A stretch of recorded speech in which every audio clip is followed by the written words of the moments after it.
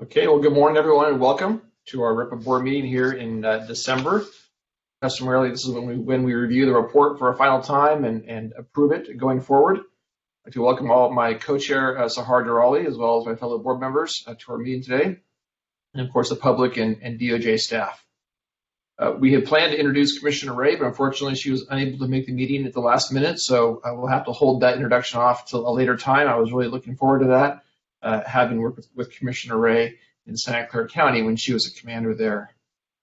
So we'll begin with the approval of the November 5th meeting minutes.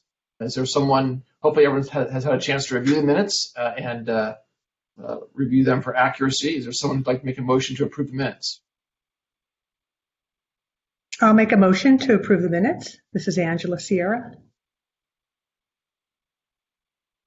I'll second. Hi, Lawanda Hoffman. Great. So there's a motion and a second to approve the minutes. Is anyone opposed to the approval of the minutes? Hearing no opposition, we will approve the minutes as stated. Also, just want to thank the board members, Angela and Lily and others that just spoke. Thank you for announcing yourself prior to your comments. It'll help for the minutes. It'll help for the public as well to know who's talking and who's making comments at certain points in time. So thank you for that. I'd like to turn it over now to the DOJ staff with an update from the Department of Justice. Hi, everyone. This is Allison Elgard from the Attorney General's office. Welcome to our final board meeting of the year. It's great to have all of you here. I just wanted to give a very quick update. We have hopefully seen what is close to the final, what we hope is close to the final draft of the report. And we will discuss that today and get any final feedback from everyone today. I wanted to just highlight what's changed in the report. As we outlined to the board in our emails, the significant aspects of the report that have changed are the introduction based on board feedback from the last meeting, the section on driving forces for stop data disparities to also include more on explicit bias and not just implicit bias. There are some changes to the stop data section based on the discussion last time.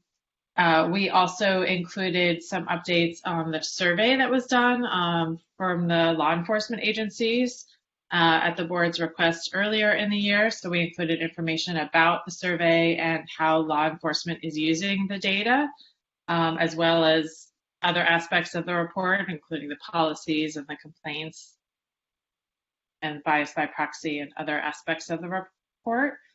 We updated information on the accountability systems. A conclusion was added, and there are several additions to the appendices that you've all seen. There also is now a draft of an executive summary and a draft of a fact sheet. And so we really look forward to everyone's feedback on all of these. Before we get started and the board's discussion on the updates and any aspects you'd like to discuss, I wanted to just see if anyone had any questions about any of those broad updates before we get into the more specific discussion. Hearing none.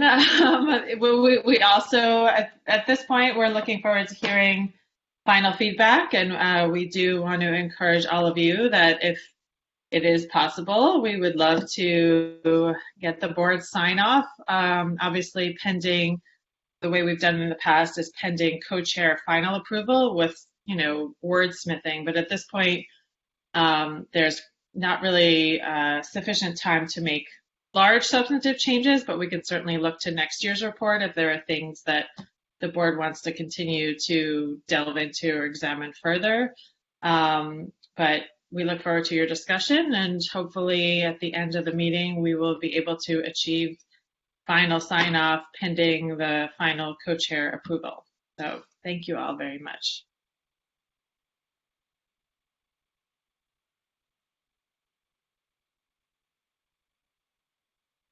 The drastic mute button. Have to turn that off. Thank you for that update. I appreciate it. We'll move on to the board discussion of the 2021 RIPA report and open it up to board comment and questions and feedback.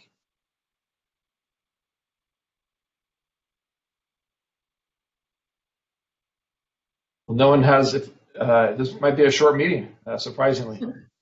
Hi, this is Melanie. I'll jump in. I really appreciate all these edits. Particularly, I know I had asked for inclusion of discussion of the explicit bias, and I really appreciate all of the different studies that you were able to bring into that discussion, as well as all the other significant changes that you made throughout, which I really appreciate the effort that was done there. The one thing that I had still is kind of a one thought or reaction to the explicit bias discussion is I still feel that it is a little bit too heavily weighted to recognition of just past problems versus like the through line of how they impact policing today. So for instance, the discussion of like slave patrols as kind of the initiation of the concept of policing, it seems like the suggestion is that it's like remembering that history is what is causing problems contemporarily with the public's issues with trusting the police versus like the through line of an institution that was created for the purpose of, oppressing and policing a particular racial minority without regard for their rights, and how that system that's built into the system, and without having actually taken efforts to dismantle that system, that people still see the ways in which that dynamic is playing through today. And I think all the information is there, but maybe just the way that it could be discussed more clearly to articulate that we're talking about kind of systemic issues with the police, not necessarily with any police officer, but people who are working in a system that's created to function this way, and the public recognizes and understands that that's a dynamic that existed and has never really been broken. And if we're just talking about wordsmithing, I'm happy to take a stab at drafting some language if that's helpful. I don't know if that's the best way to move forward at this point, or kind of at what level changes are going to be made.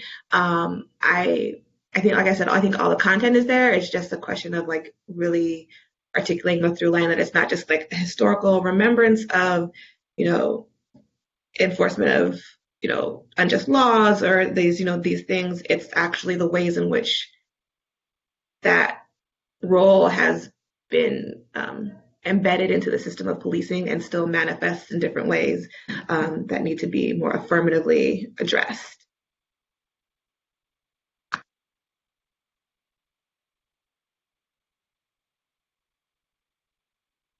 Member Ochoa, if I just ask a question, if you can can you reference the page numbers that you were referring to just now?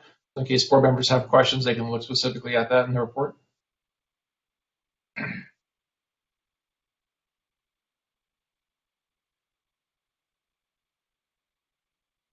So I was pulling it up now. So the explicit bias section starts on page 14. Is that where that started? Hold on, sorry. I need to control that. You can jump in once you've had a chance to look for it without having the stress of looking for it while you were waiting for you. I appreciate that. Any other board member comments or questions about the report? This is Brendan. Just real briefly, I really appreciate what Melanie suggested. I think it's great edits. I'm not sure how much we can add now. And I think the history part that I saw was on page 6 of the printed document, which I'm not sure how that translates to the PDF, where we talk about the slave patrols. And I think that's a really great addition. I'm not sure if we can do that now or is that for next year, but I really like that suggestion.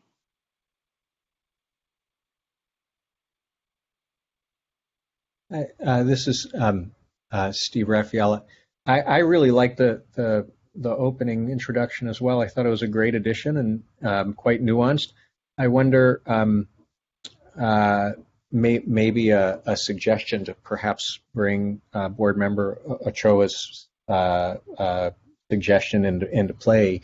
Would it be possible to maybe emphasize the history as in the context of, this is obviously going to be a source of historical memory and mistrust, and then maybe distinguish that from current problems? I mean, there are discussions in here of the Plainview Project and other examples of explicit bias, but perhaps organizing kind of the history in the sense of this kind of sets the stage for a certain level of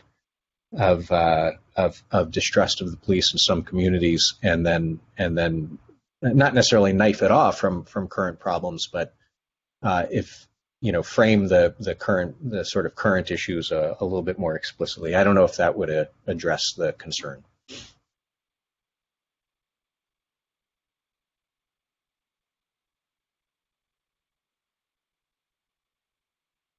So Hard, I see you get ready to jump in a little bit earlier, or no? I think your mute might be on. There's no audio right now.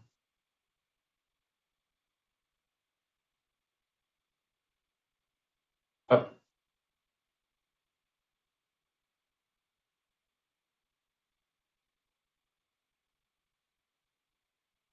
Do you hear me now? there we go. Perfect. Okay. So I had a different comment that wasn't related to this thread, so perhaps we can finish this thread before it gets lost. Okay. This is Melanie again. Just, I don't know if you saw in the chat, but yeah, it was starting on page 6 was the discussion Thank you. Brendan mentioned. This is Angela Sierra. One potential area, Melanie, I'm wondering if what you are raising, perhaps if there was a link between the section you're referring to and then page 16, the systemic disparities that we discuss, and just maybe some wordsmithing about the connection of these two, history and these systemic disparities that are now, that we do bring up in this later section of the report. That may be one way to address this.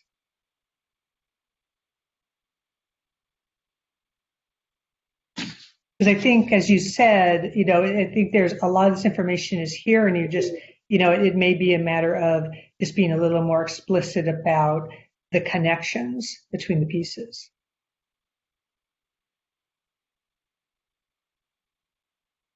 Yeah, I think my main, so that could be one way of doing it. I think what my main concern is distinguishing between the history just being known versus the history impacting how the institution still functions, right? And I think those are both important, and I think the latter gets lost a little bit, just talking about kind of the generational transmission of these past knowledge of these past harms. Yeah, and I think a few sentences, I think, would just make that more explicit and would address the issue to the extent I see it.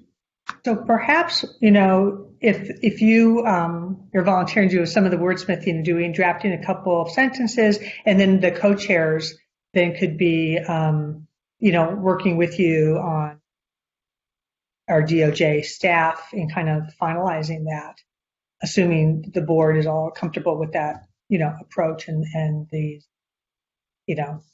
points that you raise. That might be the most efficient way to address it.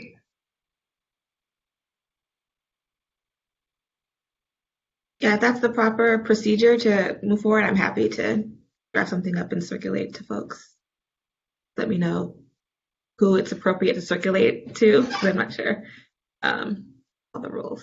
Allison, if you're on, if we were to proceed that way, would it be best for Melanie to send you some language, or to first work with the co-chairs?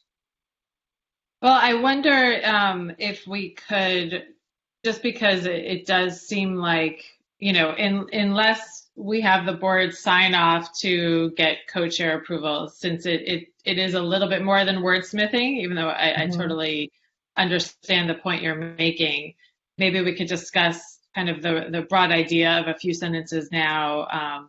Melanie, I know you articulated it more broadly, but if we're able to come up with some generalized language that we could then wordsmith and work with Melanie and the co-chairs to approve.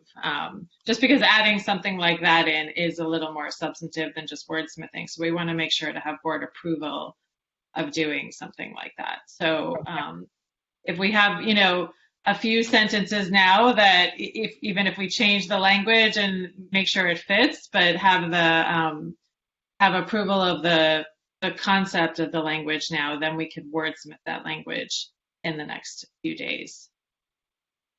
Yeah, thank you, Allison. I think that sounds like a good approach, because we do want to make sure that the board is comfortable with what it does sound a little bit more than wordsmithing to me, because generally when we say wordsmithing, we're just talking about making the sentence structure better into an active voice, not necessarily adding tons of content at this point.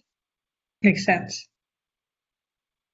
So maybe, I don't know, if we have a break that Melanie, not to put you on the spot, so we have a break and then you can perhaps work on, just the idea, like to the concept, of a couple sentences, and then that can always be refined with, you can work on it down the road.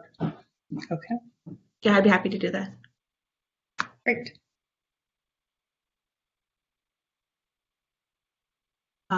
This is Member Durali. I just had one comment regarding the executive summary.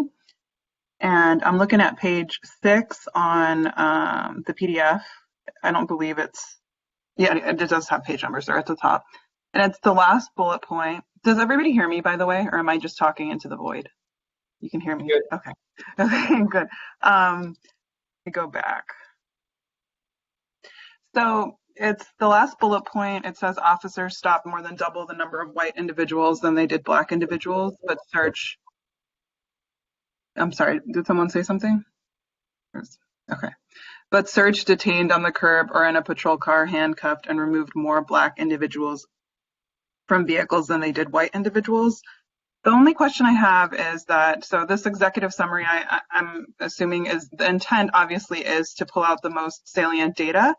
And that particular bullet point with the raw numbers, I'm not sure how useful it is without the percentages. I know we do that later where we contextualize numbers in terms of population or, but I think here just saying that there were more white people than black people stopped.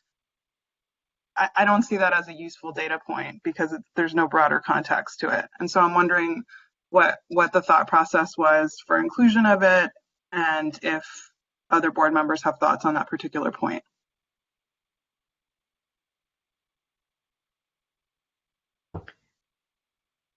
Can I speak to that? I'm wondering if in part this was the result of board members also suggesting that some of the number, not just the percent, but the numbers be elucidated to really give a feel for the number of people who are impacted. And I think that the point of, or to me, this bullet point is trying to highlight the fact that even though far more, just look at the population of California, far more white drivers, pedestrians, and so on are stopped than black, and yet more black individuals were actually, I'll say, more heavily policed, that is, removed from vehicles. And so it's supposed to be the contrast between this. And it sounds like you're saying, just from the reading the bullet point, it looks like at first what's emphasized, maybe it's standing out first, is the fact that, okay, there are more white drivers, let's say, stopped than black. But yeah. I think that second, it's the contrast. In other words, there's such a great disparity in the search and detention rates. The disparity is so great that at the end of the day, the raw numbers flip the other way, so to speak. So I don't know if it's if you're so one idea, is there a way to just reword to emphasize, because I think that's a valuable point still to make, the impact.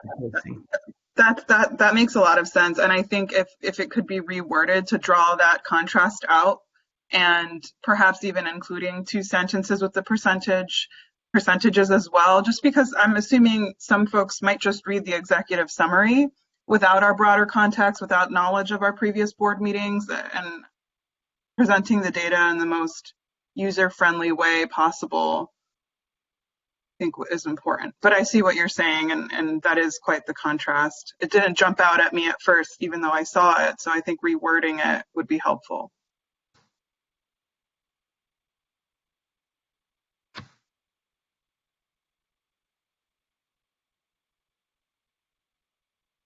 DOJ, any comments on that about from a research or a analysis perspective? It seems that this is Kevin from DLJRC. It seems that that it would make sense to perhaps just kind of reverse the order in which those two kind of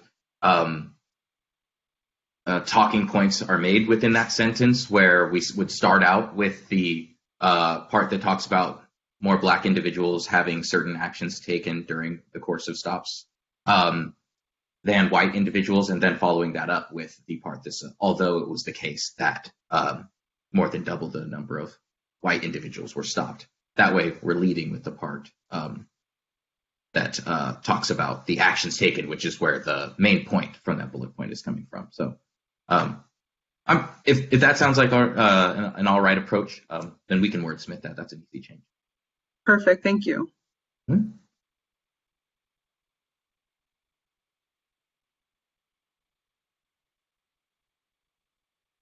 I had a minor comment also about the executive summary.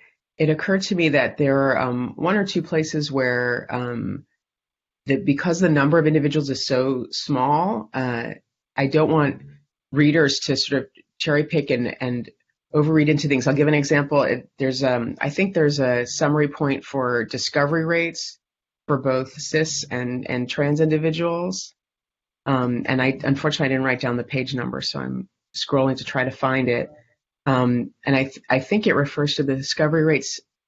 And if anyone else actually sees within the summary. I think it's page 9. Thank you. So I'm scrolling to page 9 too. And let's see. I was just wondering, or in particular, it said comments about the search rates being disproportionate, but also discovery rates.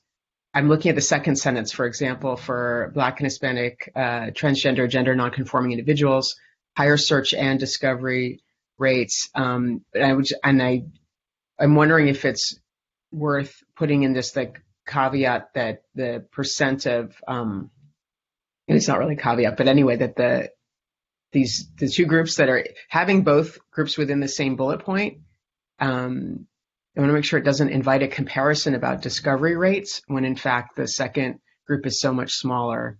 I don't know if it's worth adding something here, a reminder about the percent of stops, which were of individuals who were perceived as transgender or gender nonconforming. But the same also with the age and discovery rates. So this is going back to the graph that's on page 10,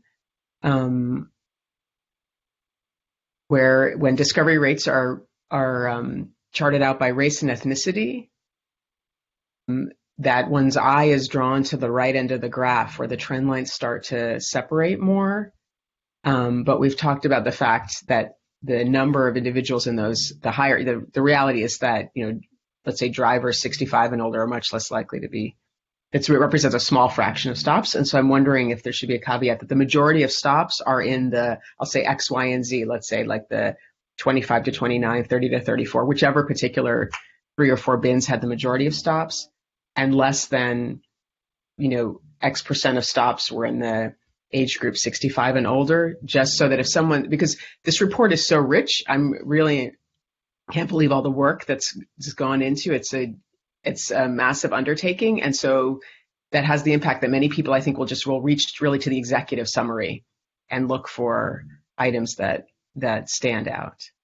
And so just an extra sentence there to have some point of reference for how large the age groups are.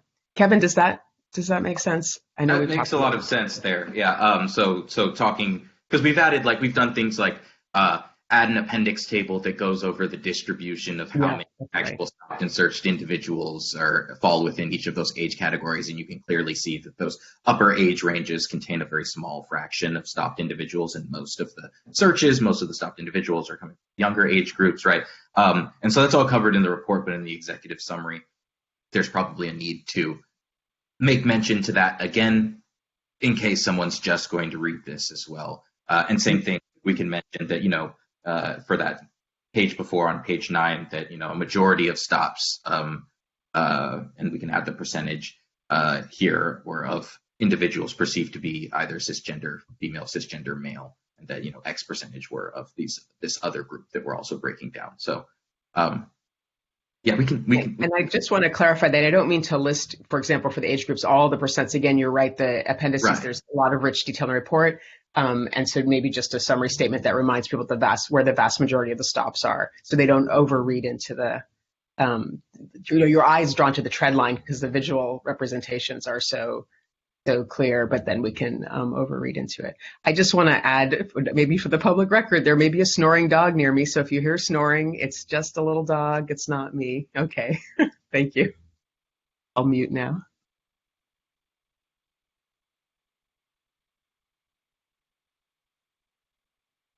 Any other comments or questions from our members? One very, very minor thing, and this may not be something that can even be addressed. I think the report is actually very beautiful, and the way in which the images are shown. I love actually the quick fact sheet. I thought those were adorable. I'm just wondering if there's any way, so I am someone who likes to print out these things, and I don't have a color printer. I feel like most people with a document this long are not going to be printing this on a color printer.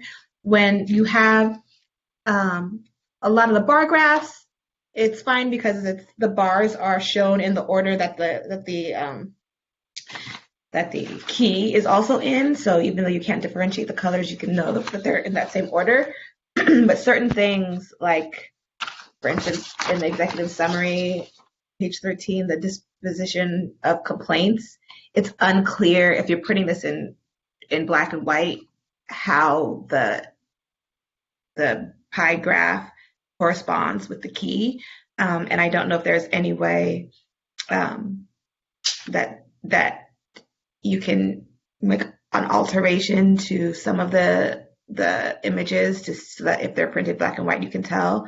Like, I know the disposition on other pie graphs, like the ones on page 6, actually list inside the pie graph which things each of the sections is related to. I don't know if that could be done kind of uniformly, or the line graphs sometimes are hard to follow because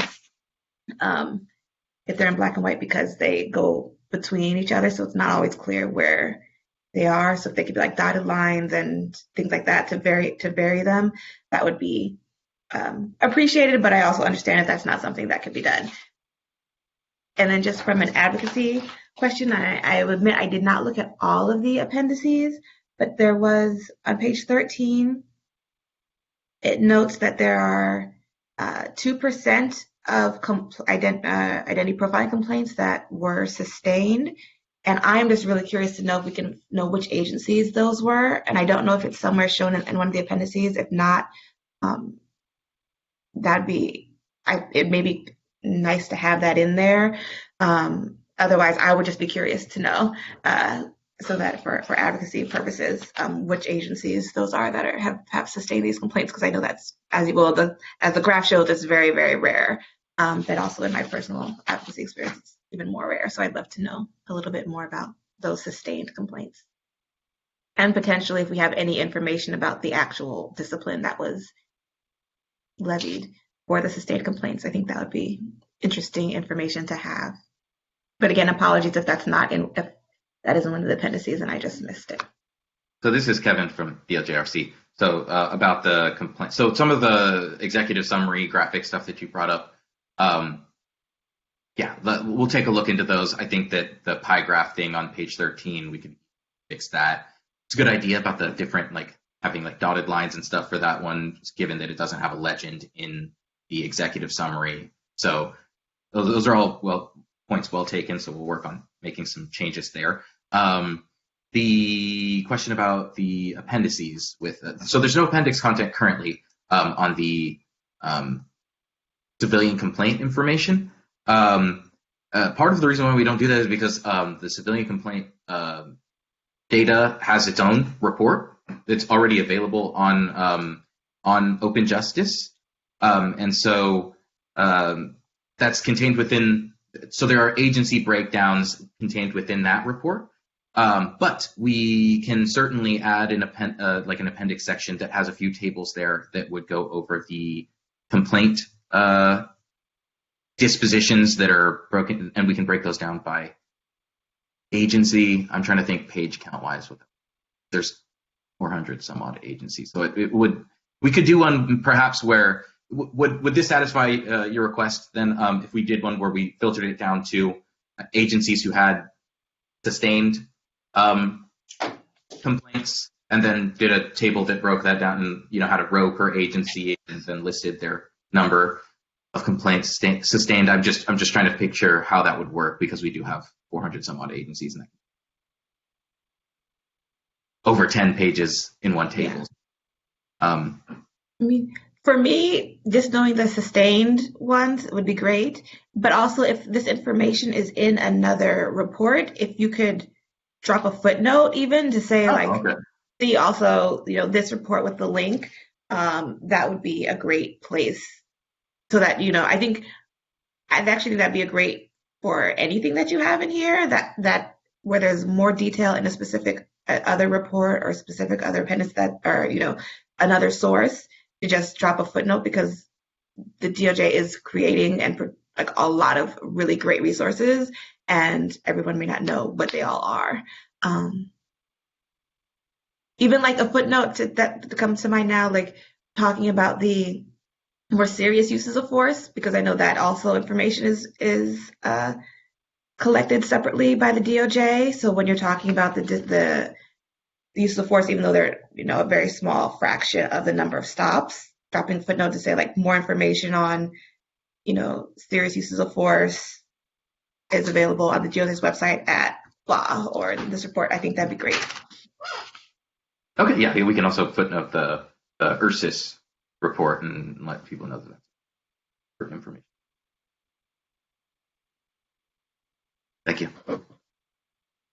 Since we're talking about the appendix, I had a quick question, Kevin, for you. In the regression tables, where the totals are given for comparator groups. We talked about this last time. Yeah, is there an I was wondering if there's an automated way using R generate and pull into the TAC files for the document, if that's what was done. Is there an automated way, do you think, to bring in the totals, or in particular stops of white individuals, or a way that someone could go to access that from Open Justice? Just if somebody was sufficiently curious and wanted to get, either do their own regressions or try to figure out how to compare, just, get a feel for what the total counts are there. Yeah, I can speak to that a little bit, although I might have to have Trent jump in here. He's the R guy. But I know that the observations listed in those regression tables in the appendix are total observations included within that model. So those aren't observations. So those include the reference group and the comparison group. So are the totals, I'm sorry, are the totals there too? I couldn't remember if I saw just the comparator groups. And if the total is there too, then that.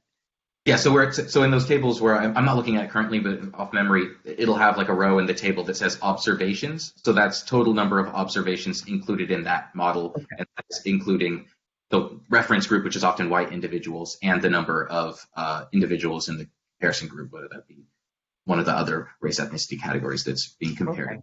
Okay. Somehow in my memory, it just had the comparator numbers and then the regression coefficients. So yeah. Yeah, you said that in the last meeting, and I misremembered what actually was. So that was my fault. You said, "Is this?" And I said, "Yes." And then Trent reminded me afterwards, said, "No, that's the total number." That was my fault. But as far as breaking them apart, that might be something that's possible. To say, there's a total of this number of observations, and then we could have a row that says this number of observations were the reference group, this number of observations were the comparison group. I don't know how that would look like in the table. I can't picture it right now. That might add couple more rows per table, which If it's too cumbersome, it's not, there's so many agencies, but I think if there's an automated and easy way to do it, it's since the other accounts are there. But I did want to say also in the report, I really appreciated especially the inclusion where it was useful, I think, of counts and some interpretation. And so I wanted to thank you and the rest of the staff for, I think that speaks to also some of the public comment that was shared last time about helping us all interpret not just the percentages, but then what is it, what point is being made by that. So I really appreciate the interpretation lines about the counts, especially where there's sizable disparities in the report. And then I had one last quick comment on the flyer that summarizes the key results. I thought this was very useful last year. I wasn't on the board then, but I appreciated seeing the summary results. And I was wondering if there's a general rewording, for example, when there's perception by officers, instead to say officer perception. I'll try to find a specific line again. Unfortunately, I meant to have it in front of me. I don't know if anyone has the flyer in front of them. Got one too many files because of so much fabulous work that's been done. Does anyone have the flyer in front of them? And we're talking facts document. Can you say that one more time? Are we talking about the flyer being the quick facts document? Yes, that's right. Exactly. Yeah. Sorry, the quick facts Okay. document. So, for example, let's see, where it says the data presented below is based on the perception of stopped individuals by officers. I wonder if it's lighter to say officer perception of stopped individuals. It's such a minor wordsmith. Officer perception of. Yeah, but I think this is the point that comes up a lot. People want to know, is this the identity of the person who stopped, how they self-identify, or is it officer perception? We're really interested in studying officer perception. And so there's all this detailed explanation because we want to emphasize, okay, that's officer perception, but I just wonder if the wording could be lightened. I guess this is a minor wordsmith of quick fact sheet. Super easy change. Yeah, no, not a problem. We can make that edit. It's just an idea, just a suggestion, friendly suggestion. Thank you.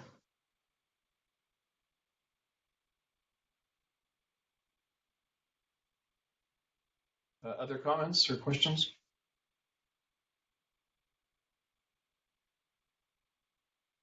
I had a question on page 46, which is the use of force, and it's in the use of force section, use of force analysis. And table 2, by the way, this is David Swing. I broke my own advice. But it talks about different types of force, lethal force, less lethal force, and other physical or vehicle force. And I understand in talking with DOJ staff recently, that was taken from the use of force reporting guidelines from DOJ. And what caught my eye was a firearm pointed at a person being categorized as less lethal force. And so I just asked that maybe get reevaluated because, or have some sort of definition around what is force, because pointing a firearm at someone on let's say a high-risk car stop or other environment.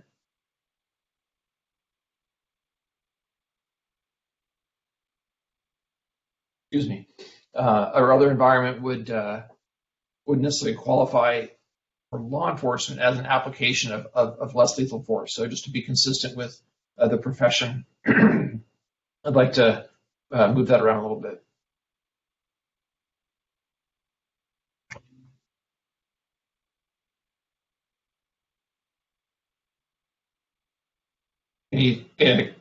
Kevin Walker from DOJ, any thoughts on that and how we might apply that to a different area, if you would?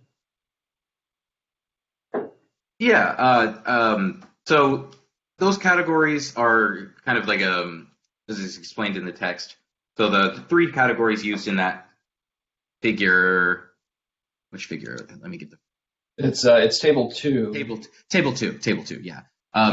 Used there come from an adoption of some use of force categories that were developed by the National Institute of Justice. And then also we have more, we kind of applied those to the actions taken during stop section of the RIPA stop data collection. And so within the other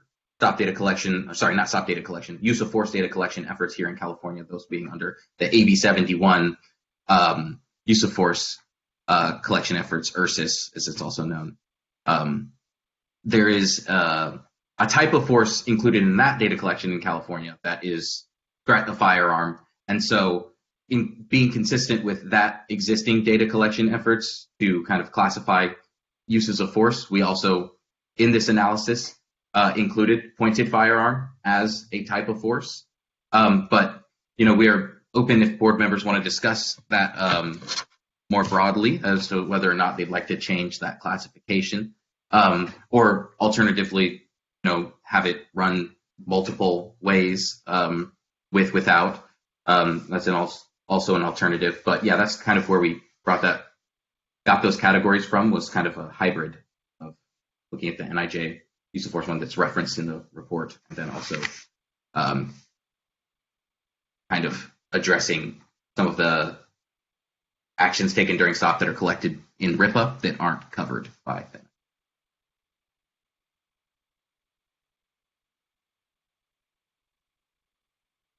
And I'm not sure how large that universe is. I'm not sure what the N number is, if you would, on firearm pointed at a person, if it would even be consequential in the analysis or the data set.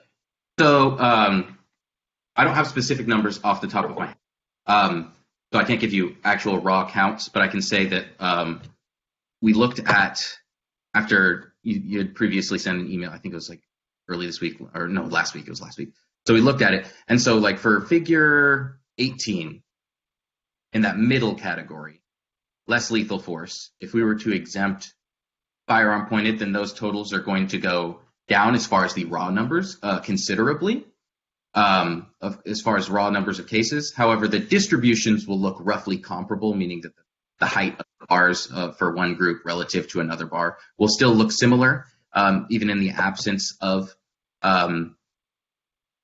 the firearm point category being included there. And then if we were to look at the multivariate analysis for the use of force section, that remains, if we exempt firearm point from the use of force category, that remains relatively similar, meaning that things that were statistically significant before are still statistically significant after dropping those cases. And they're still the direction of the relationships is the same, meaning that Asian individuals from the other category had lesser odds, and Black and Hispanic individuals had greater odds of having force used towards them, even if we exempt firearm point, and that the actual odds only change by, I think it's within the hundredths place of the decimal for the odds ratios there. So slightly different, still statistically significant, still in the same direction, still of roughly the same magnitude, even without including firearm point. But we could rerun the analyses and then include those there if board members would prefer to have the force categories categorized. Discussion amongst board members, and then that's something that we could change fairly easily. The code exists. This is Angela Sierra. Chief Swing, I have a question because I think I missed something in the beginning on this, and I just want to make sure I understand. The point you're raising is about whether or not this should even be firearm pointed at a person should even be part of this chart, or should be someplace else in this chart? Thank you for the question. Or from your perspective of, how the definition that, your agency or others use. Yeah. Thank you for the question. As I look at it and hearing from Kevin Walker that it doesn't change the distribution, then that becomes a little less consequential, candidly, because that's what we're really looking at. It doesn't change the percentage or the end result, if you would. So, but to answer your question, typically in law enforcement, we don't categorize pointing a firearm at a person as a use of force. Not something that we document in a report, but we don't necessarily included in a use of force reporting conversation. And so when I see it under less lethal force, it's trying to reconcile that professionally. So I could see it potentially in other physical or vehicle force, or just omitted entirely. However, again, knowing that it doesn't change the distribution, it doesn't change the outcome, so that it becomes less relevant to me.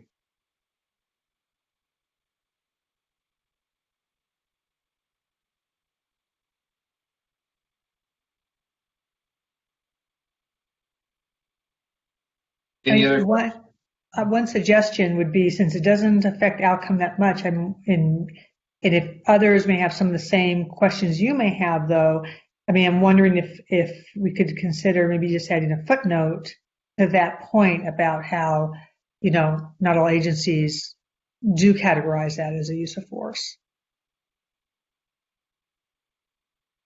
Yeah, sure. And also that from the use of force reporting, the US, I believe, requirements under AB 71, those requirements only apply if someone where deadly force was used, or where serious bodily injury occurs, or there's an in-custody death. And so in terms of force being used, that wouldn't be categorized. That would only apply typically if someone pointed a firearm at an officer and the officer responded with deadly force.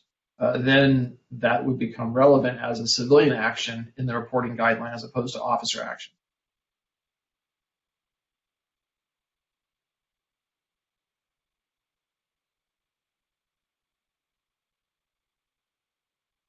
Yes, this is Angela Sierra again.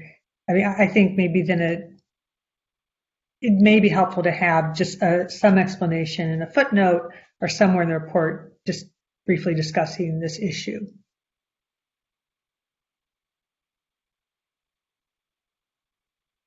And if others have any thoughts about that, one way or the other proposals on this issue.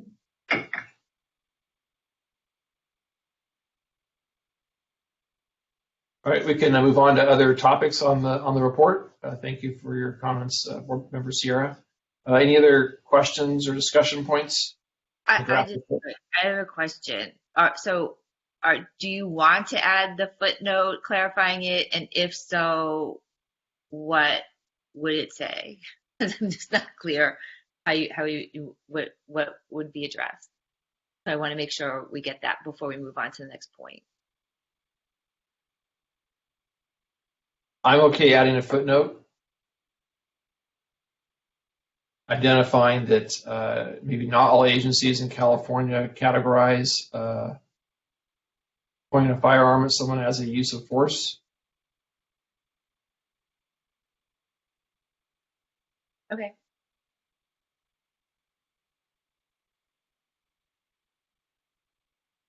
Thank you.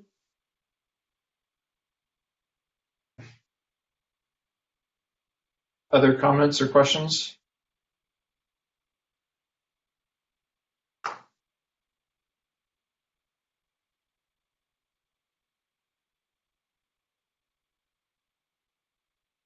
Co-Chair Durali, any thoughts or comments, or should we just close the discussion and open up for public comment?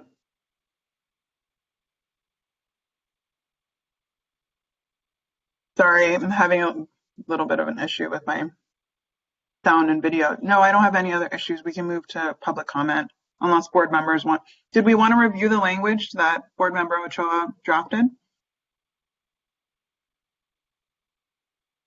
Yes, this is Allison. That would be helpful because, if the board generally approves of it, and we can then have the charge to, work with it and do some wordsmithing, because obviously Board Member Ochoa did this very quickly and we appreciate that. Then we can move on and work with the co-chairs to do the final wording. But it would be great to get full board approval or have a discussion about that if there are changes that people want to make. Okay, so how do we want to do this? Maybe we can put the language in the chat box.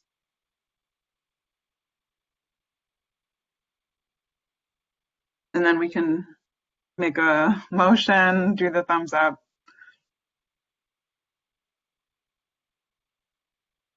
Yes, we can do that, Melanie, if you're able to paste it. Otherwise, I have it on a different computer than the one I'm on my, oh, it looks like.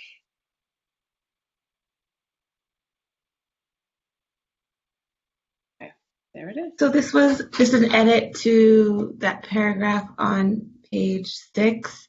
I think probably the lightest edits that could just get across the general point. I think potentially could be more that could be worked in throughout like the next couple paragraphs, but this would be, I think, at least get the idea in there.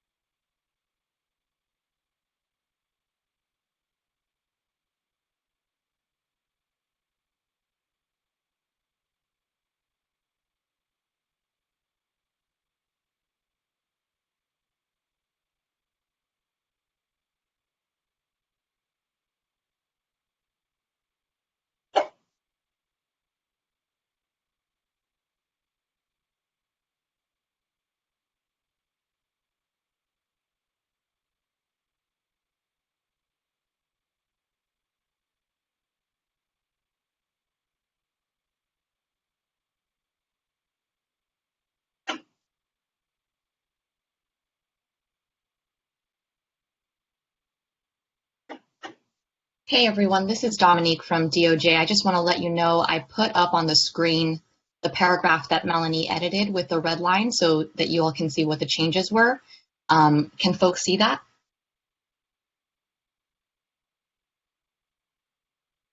Dominique, are you able to get off the navigation and then just increase the percentage, because that might help? It's very tiny. How's that? That Is it any much better? Yes, thank you. Okay, perfect. So then the edits include these are just what Melanie added to the paragraph. It's not a whole new paragraph? Or is That's this right. Okay, got it. Yeah, it's edits to an existing paragraph. Right. Not... Okay.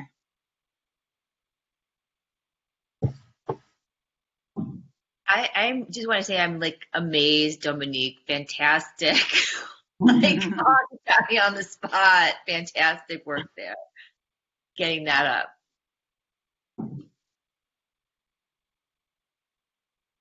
up. Has everyone had a chance to review so we can discuss, approve? Does anyone need more time, rather? If you need more time, could you say something? Okay. Do we want to do this by DOJ staff? Would it make sense to do this by motion, or just if anyone disapproves to talk about it? I'm personally, I think this is great. I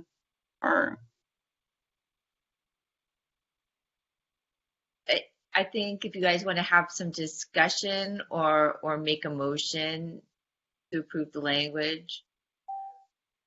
Okay, I can make a motion to approve the language, unless people want to have a discussion prior to the motion.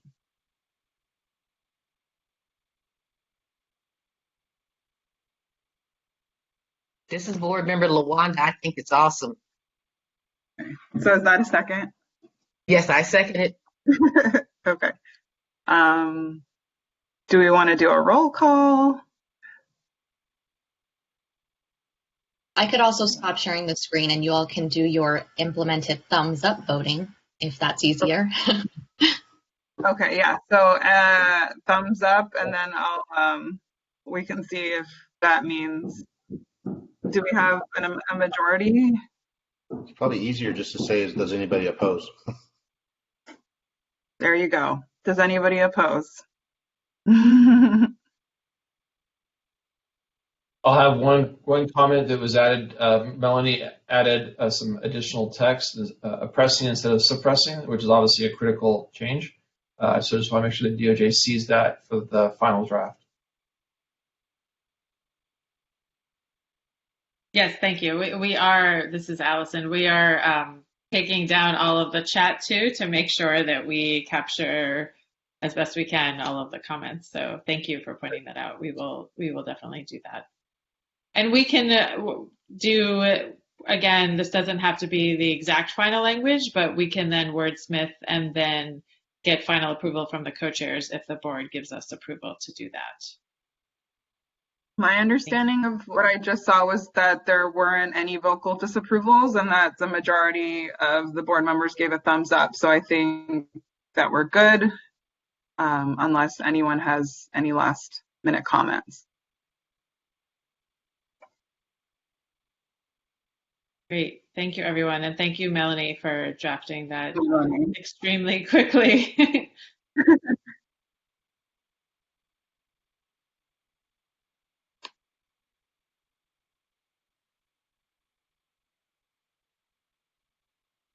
Okay, should we open public comment? Ready to do that?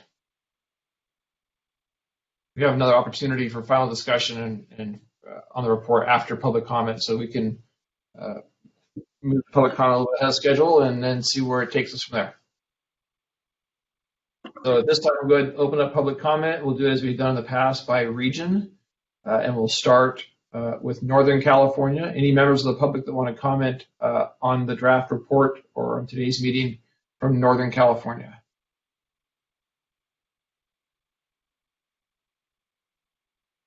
Okay, hearing none, we'll open it up to Central California. Hang on one sec. We have Eva has requested to interact live, so I just went ahead and accepted her. I thought I accepted her, but she just disappeared. She might have rescinded it. She just requested again. I just accepted her, so she should be moving into the presenter shortly. I will unmute her when she moves in.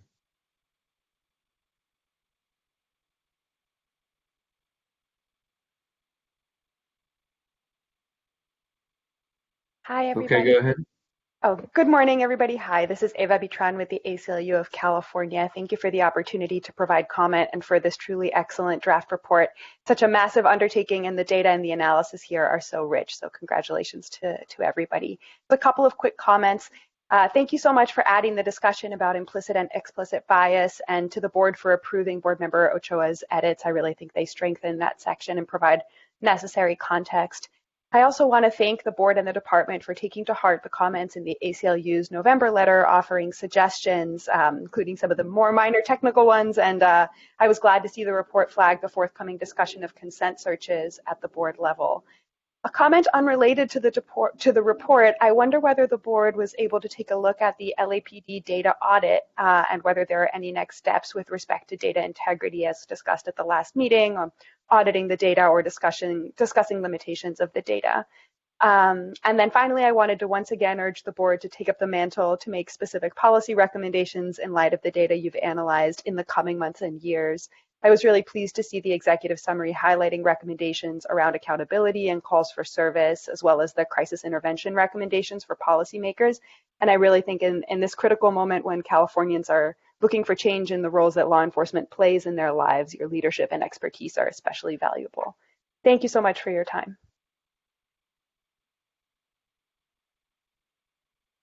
Thank you. Others from Northern or Central California? We'll move on to Southern California. Any members of the public from Southern California that want to speak? Either raise your hand or join us in the conversation.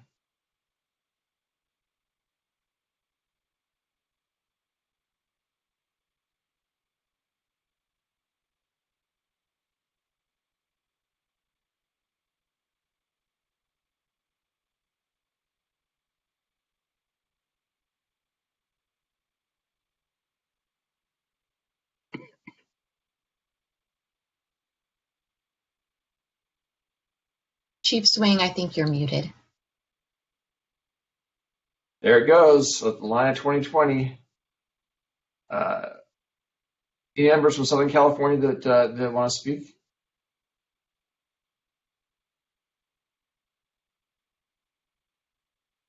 Okay, everyone can hear me right? That part's still working, good, excellent. We'll turn it back. We'll go ahead and close public comment, and then turn it back to the board for final discussion of the RIPA report, and maybe start with DOJ reminding us kind of what's next on the approval process for the RIPA report. Actually, prior to the DOJ update, I wanted to close the loop on the comment made by Ava Bitran from the ACLU. I do recall, and I actually thought of this, but I forgot to mention it, our discussion on the integrity of the data and the report. I believe it was the sheriff. Am I right, Board Member Ochoa? Was it the LA County Sheriff, or was it the LAPD and the OIG? It was the sheriff, correct? Or no? I believe it was LAPD. LAPD, right? Report. Okay, yeah, right. So I remember that the way we ended that conversation was that some of the board members wanted to take a look at the methodology to ensure that the data was worth reporting on and actually representative. And some of us actually were okay with including it because of the story it told and given the size of that department. And so have the folks who had reservations thought about the inclusion of it, even in terms of a footnote linking to the report and the findings in it? This is Steve Raphael. I thought there was discussion of the report in the current draft. So there's mention deep in the report. I can't remember exactly where it was. Yeah, I didn't see it in the change section. So is there, DOJ, did we mention the report, the OIG report? I think it's on page 83 of the. Okay. I'll just search for it. Yeah, there is a more fleshed out discussion of that. Okay. You want to take a look at that? Yeah, absolutely.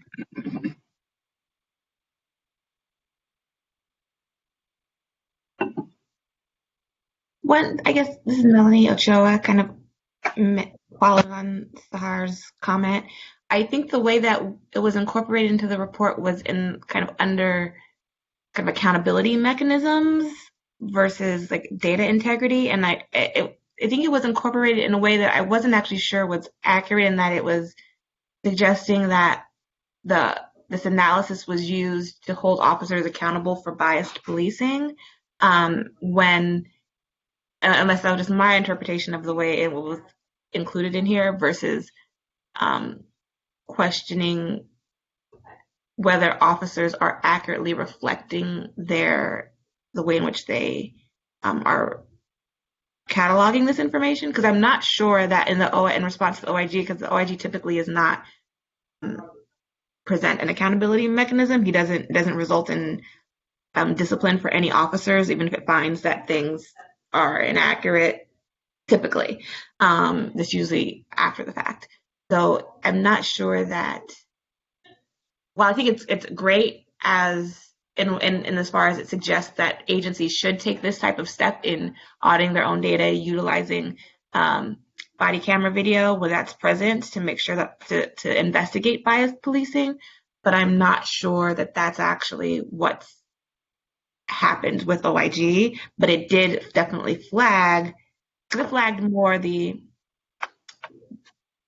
inaccuracy of the officer's own records versus bias by the officers. Although there were other reports issued on the same day that talked about the bias. Can you remind me of the page number again? I didn't get it. I was fishing. It's on page 83, and Melody's highlighting the fact that it's sort of embedded under this discussion of video technology, when in fact the Inspector General's report was brought up last time, as Member Ochoa just laid out so well, not so much as a discussion of body cameras, but in fact as a data audit question and integrity of the reporting that officers are doing. But page 83 and 82 and 83. Yeah, I found it. Yeah, I missed it reviewing this.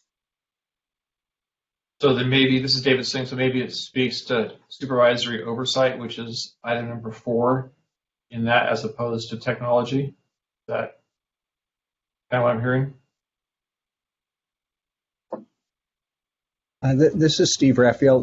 We did have sort of several relevant conversations at the last data subcommittee meeting that I think are relevant to this, and one that I think that perhaps might address this to some degree is if the reform, and I know that there's some movement to change and edit the data form, but if the questions regarding use of force, whether it occurred and the type, and then the other actions taken are separated, it might alter the way people are responding and yield a more accurate response. So I do think this Inspector General report raises an important issue, and it might be that we need to go from a question on that lists 20 things that happened and you check all that apply to a little bit more structure that would, if you didn't use force, then it walls off a bunch of things and you can focus attention more on what remains. And so that is, I think that is something that we do need to revisit. Not for the current report, but I think definitely in next year.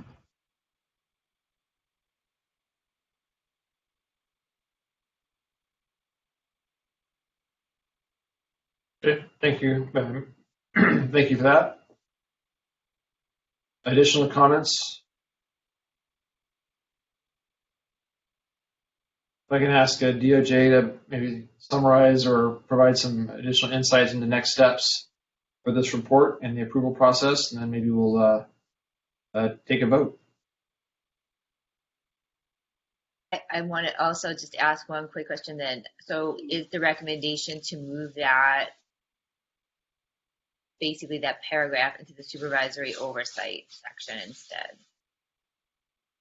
That what I'm hearing is a consensus. You could do the thumb thing if you want. Member Ochoa, since you raised the point, does that kind of encapsulate what you were thinking?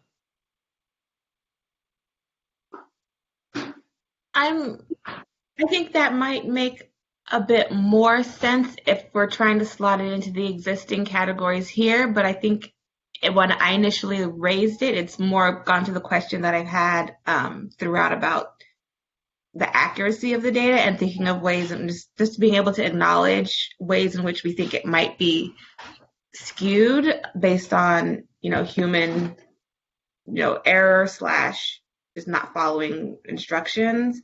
And that kind of went to the point that I made last time too about are there ways that we can look at the data itself to see that, we think things might be undercounted, like when there were fewer people pulled from cars than were arrested by CHP, and things like that, where it seems like the data suggests that there is something being missed by officers, both to just let people know how to interpret it, things that are falling off maybe, and also if it's an issue of officers just not following instructions properly because they don't recognize that an X type of search needs to be categorized in under Y category, then that could help identify areas for more focused training for them. So that was why I had brought that up. Whether there's a way in which that slots into the existing report in an easy way, I'm not sure. But if moving it down into the supervisory review makes more sense in the existing structure, then that's.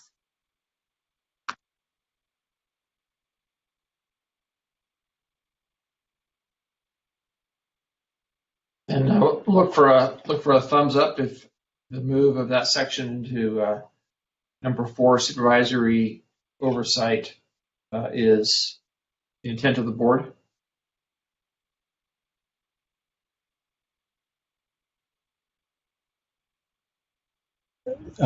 This is Steve again. I'm okay with that. I do think though that I don't want it to get lost that the question seems to group a lot of things that happen very rarely with things that happen more frequently. And, it could be something as, it could be that officers in filling out those forms are looking at that question and going, oh, that's the serious incident question, and I'm going to avoid all that. And maybe things are being underreported. So while it might be a supervisory oversight issue, that's clear. It might also be something that, we need to think about as questionnaire design to just improve accuracy. And maybe just a little, if I don't know if that could be added somehow, or it doesn't have to be in the report, but if we could just make that an agenda item for the future, I think that's worthwhile. I would support including that as something for that we discuss in terms of data limitations, essentially.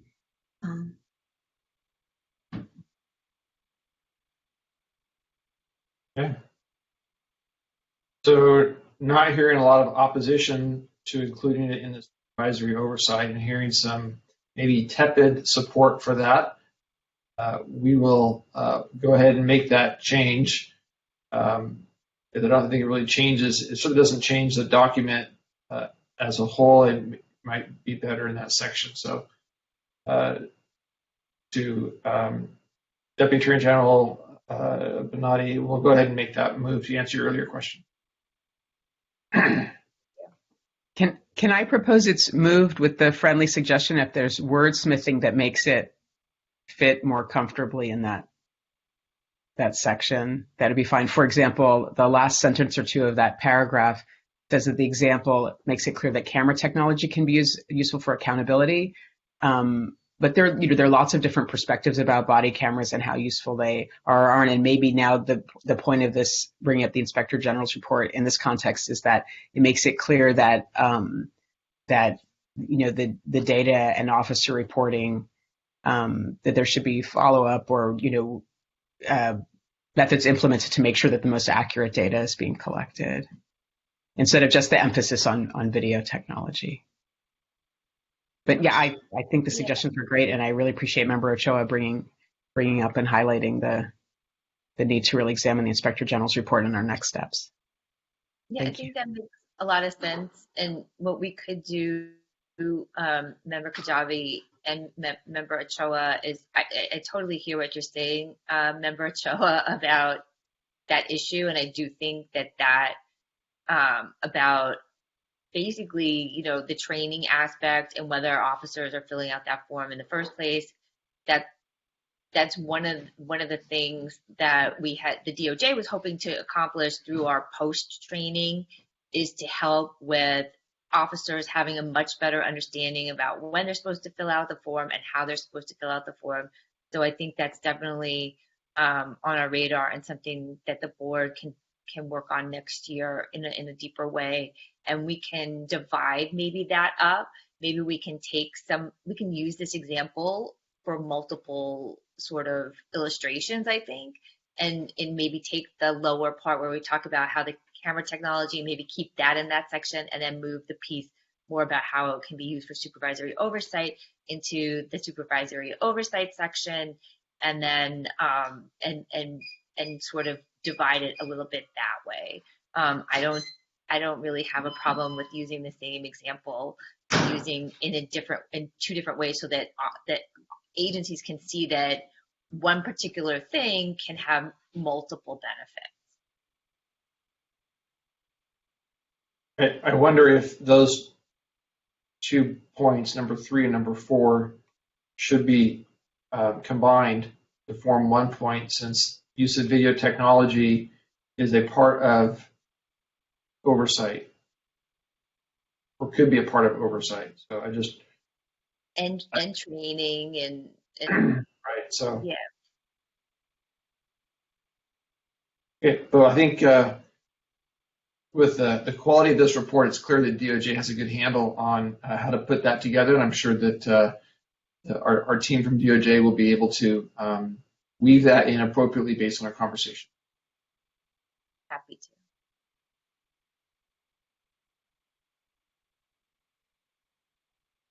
So, Allison, do you want to talk about next steps or? Sure, I'm happy to.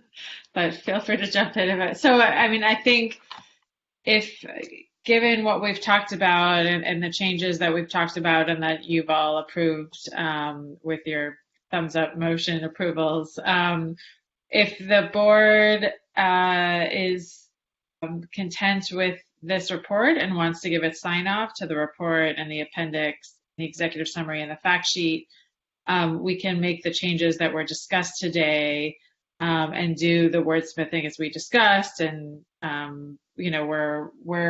we've been working on citation formatting and site checking and everything too. And the report will also be formatted so that it is ADA accessible as well, and to go on the website. And so we'll be working on all of those things. So if the board wishes to give its final approval and then give the co-chairs the ability to do the final sign-off of the report once we do the wordsmithing and those changes, then we can move forward with that.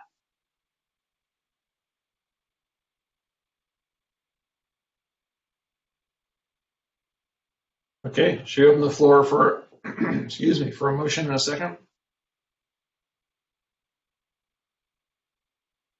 I make a motion to approve. Okay, Dr. Raphael, you? Melanie Ochoa, I second the motion. Okay. So there's a motion and a second to approve the draft report and ask the co-chairs to review it once it's finalized for final approval. Is that the motion that I understand? Yes, great. So with that, DOJ, should you take a roll call vote on this because it's the final approval? Absolutely. Okay. Someone from DOJ to run down the list. Yes, this is Aisha. I'd be happy to. We'll start with Sahar Durali. I'm in favor. Felicia Espinosa. Aye. Nancy Fraustel. Aye. Lawanda Hawkins. Aye. Lily Kajabi. Aye. Damon Kurtz. Aye. Melanie Ochoa. Aye. Stephen Raphael. Aye. Angela Sierra. Aye. David Swing. Aye. And Brendan Woods. Aye. It's unanimous. Thank you. Yeah, that's great. Well, again, thank you to the DOJ staff for putting this document together and listening to all of the comments from the board and understanding them and weaving them into the current report. Like everyone else has said all along this morning, it is a well thought out and very comprehensive document. So thank you to our DOJ staff for that.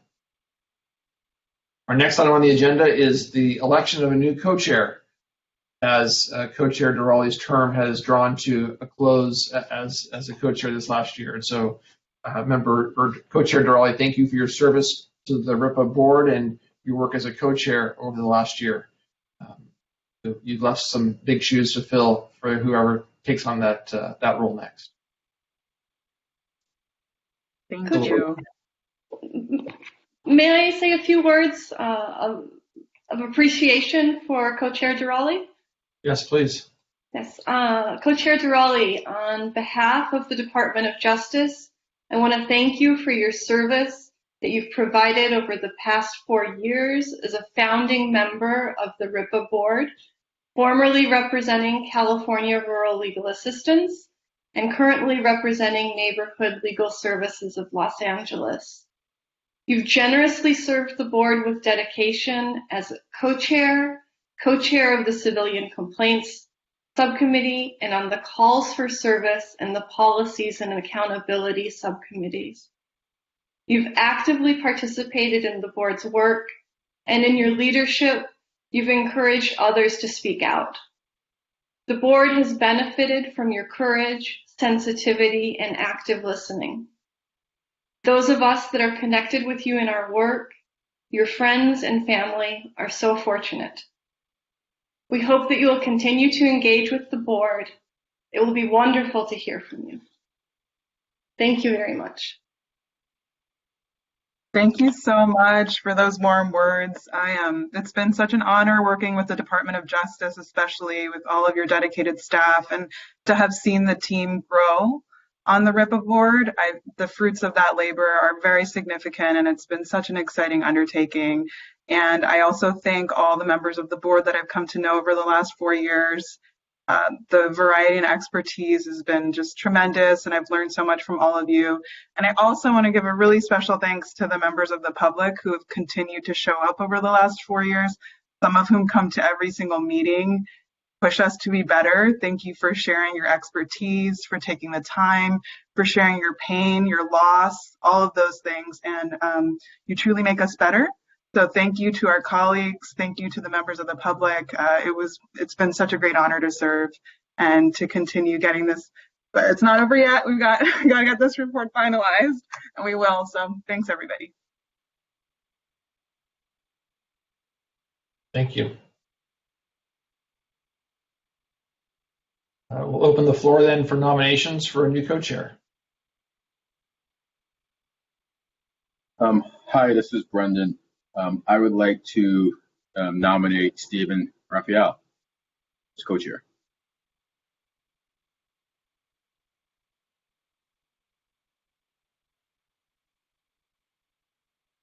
Other nominations?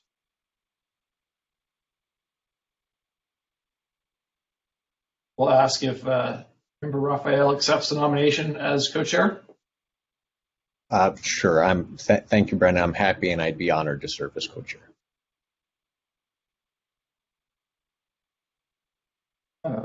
With that, we have one opening and one nomination.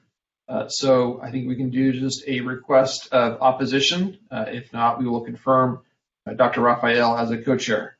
Anyone opposed to Stephen Raphael serving as the co-chair of the RIPA board starting in, I guess, here in December? This is Allison. The official start date will be January 1st, since that is when Co-Chair Durali's term will end. So this report will be finalized and posted. And I did notice someone asked that question in the chat, so I did want to confirm the report will be posted on January 1st, 2020. Thank you. Thank you for clarifying that. I threw a December out knowing I would probably be wrong, and I'm grateful for the correction. So thank you. Okay, anyone opposed? Hearing no opposition, Dr. Raphael will be the co-chair in January. Welcome. Looking forward to working with you. Looking forward to. Thank you, guys. Thanks, everybody. Congratulations.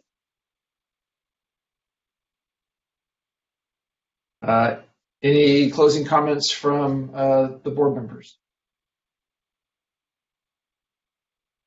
All right. With that, we can go ahead. Yes. I just love to thank the DOJ staff and for just an amazing report. I just read it in one sitting, and I'm just amazed at how far it's come. It's just fantastic. Thank you. Yeah, I think that's a shared appreciation on behalf of all the members. Looking at the head nods on my screen of our board. Truly a great work and a heavy lift. I'm looking forward to the final draft and publication. And again, just a thank you to Co-Chair Durali for your service to the RIPA board. And even during times of welcoming in a newborn during all of this craziness and COVID, et cetera, clearly a lot of work, and thank you for that. And also congratulations. Thank you so much, Chief Sling. And I just want to say thank you so much to the board. We welcomed so many new board members this year. You jumped right in. You've been great and very helpful and receptive, and really contributed to this report in such a vigorous and positive, powerful way. We're really excited to work with you again next year. And I want to thank my team. I want to thank the Research Center and CGIS and all the DOJ staff as well. And I want to wish you all a happy holidays because we will not see you until next year. And hopefully 2021 will be much better than 2020 has been. So something to look forward to. Can I just say one thing before I go? Is thank you to Kevin Walker. He is always ready. He's always got all of his work just presented so well for all of us, and he gets grilled by all of us, and he does everything with such a, happy face and so much dedication. So I just want to say thank you, and it's been such a joy working with you and everybody else at the DOJ. Well, thank you very much, Zahara. I really appreciate that. I'm definitely going to be missing you as a board member. I hope that you'll come back as a member of the public and remain engaged moving forward. I'd still love to see you at these meetings. So thank you. And you mentioned me, but I just want to quickly, I talk a lot from the perspective of the Research Center, but we have a team here, and I'm just the face of that team at these meetings so that we don't have too many people trying to talk. So I just want to quickly say thank you to all the other staff in the Research Center, Tiffany, Diana, Trent, Evelyn, Rachel, all of them do much of the work that I come here and present. And so I want to make sure that I don't get all the credit. They do a lot of everything that we present. Appreciate it. So thank you to the Research Center staff. Thank you to all the board members. And hopefully we'll be seeing you in the future. So thank you. Thanks, DOJ. Thank you to all the board members. We really appreciate all of your dedication, and to the members of the public as well who have given us invaluable comments and insights and suggestions. So we thank you all. Yep. And just to echo comments earlier, best wishes for a safe and healthy holiday season. And I know we all look forward to putting a period at the end of 2020, jumping into 2021. So with that, again, thank you all for your participation, and happy holiday season. Everyone.